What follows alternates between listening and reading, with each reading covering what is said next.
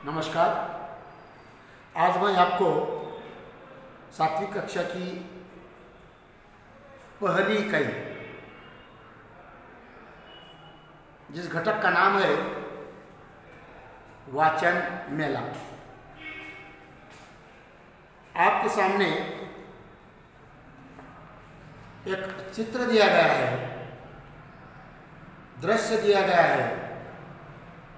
इस चित्र का आपको निरीक्षण करना है और निरीक्षण करने के बाद मैं जो आपको कहूँगा वह आप ध्यान से गौर से सुनना है। वाचन मेला। मेला यह शब्द सुनते ही आप सभी को याद आता है गांव की, शहर की यात्रा, जत्रा, क्योंकि उस दिन आप बहुत खुश प्रसन्न होते हैं, क्योंकि आज पाठशाला में छुट्टी होती है मेले के कारण। जब आप मेले में चले जाते हैं तो वहाँ की मौज मस्ती, इधर उधर दौड़ना भागना या खिलौने खरीदना, इससे आपका दिन गुजर जाता है। मगर मैं आपको जो मेला इस बारे में कहने जा रहा हूँ वह है वाचन मेला। मराठी में कहावत है, वाचाल तर वाचाल। वाचन मेला जैसे ही हम देखने चले जाते हैं तो वहाँ लोगों की बहुत सारी भीड़ होती है। मेले में छोटे बड़े बुजुर्ग कई नागरिक शामिल होते हैं। तो जैसे ही हम मेले में प्रवेश करते हैं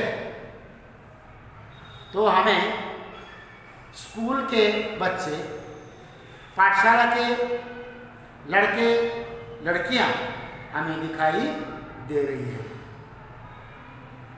जो कि 4 लड़कियां और 3 लड़के विद्यार्थी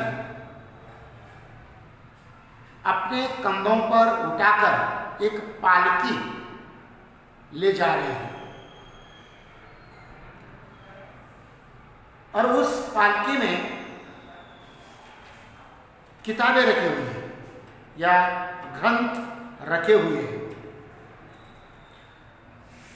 और जो पालकी निकाल रहे हैं लड़के लड़कियां, उसका उद्देश्य यह है कि पूरे गांव में, शहर में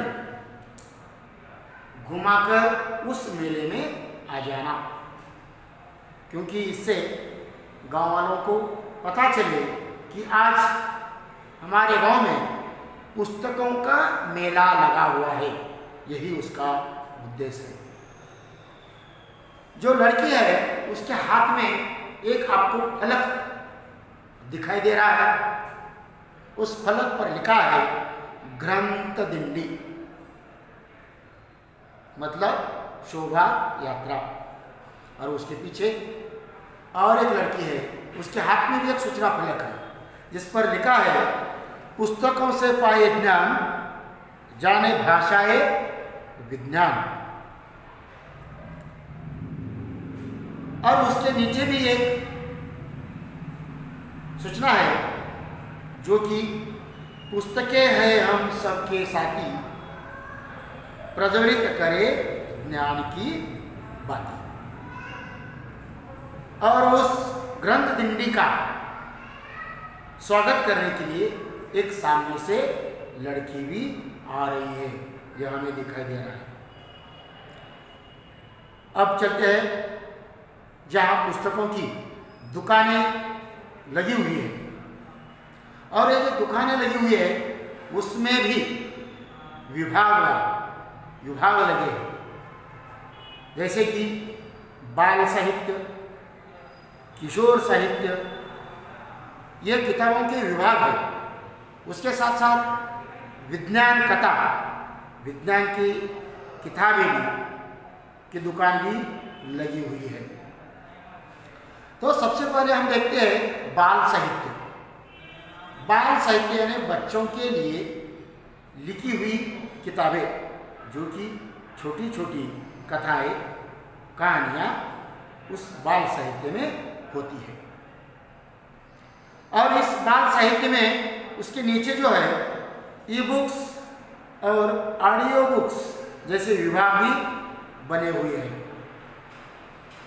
ई बुक्स, ई लर्निंग या ई बुक्स का मतलब है हम इसका कंप्यूटर, मोबाइल या लैपटॉप के जरिए ई बुक्स को हम पढ़ सकते हैं, या पीडीएफ के जरिए भी हम ई बुक्स को पढ़ सकते हैं।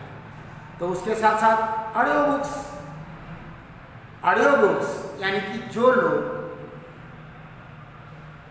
अंधे होते हैं या दिखाई नहीं देता है, ऐसे लोगों के लिए, या जो पढ़े लिखे नहीं होते हैं, ऐसे लोगों के लिए श्राव्य किताब, श्राव्य पुस्तक होती है, उन्हें ऑडियो बुक्स कहते हैं, यानी कि डिजिटल किताब। बाल साहित्य के पास ही विज्ञान कथा विभाग है और उसके सामने एक छोटा लड़का है। उस लड़की से विज्ञान की किताबों के बारे में जानकारी ले रहा है। किशोर साहित्य। किशोर साहित्य जो लड़की, लड़का जिसकी आयु 13 या 15 साल की या वर्ष की होती है, ऐसे छात्र छात्राओं के लिए जो साहित्य होता है उसे किशोर साहित्य कहते हैं। तो किशोर साहित्य की जो दुकान है उसके सामने लड़के लड़कियां किताबों को या किताबों का निरीक्षण कर रहे हैं और ले भी रहे हैं। उसके साथ साथ विज्ञान कथा और किशोर साहित्य की जो दुकान है उसके पीछे लोगों की भीड़, व्यक्तियों की भीड़ दिखाई दे रहे। लगता है शायद जो स्त्री पुरुष है वहाँ वयस्क साहित्य रखा है। इस वाचन का महत्व हमारे भारत देश के कई समाज सुधारक लोगों ने पहचान लिया था, जान लिया था। इसमें सबसे पहला नाम आता है महात्मा ज्योतिराव फुले। उसके साथ साथ डॉक्टर बाबा साहब अम्बेडकर, जो कि अपने भारत देश के सांसद, कायदे तज्ञ या कायदे मंत्री भी रह चुके हैं। उसके साथ साथ हमारे भारत देश में हम जिन्हें मिसाइल आदमी, मिसाइल व्यक्ति के नाम से पहचानते हैं, उन्होंने वैज्ञानिक क्षेत्रों में भी कार्य किया है, काम किया है।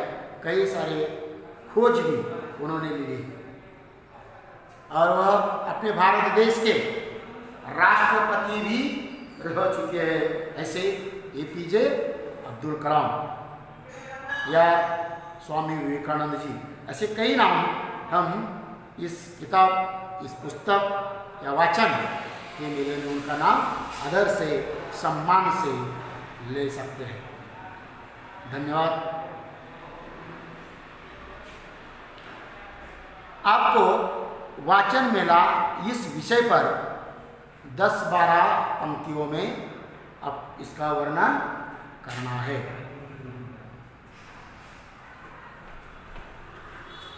धन्यवाद।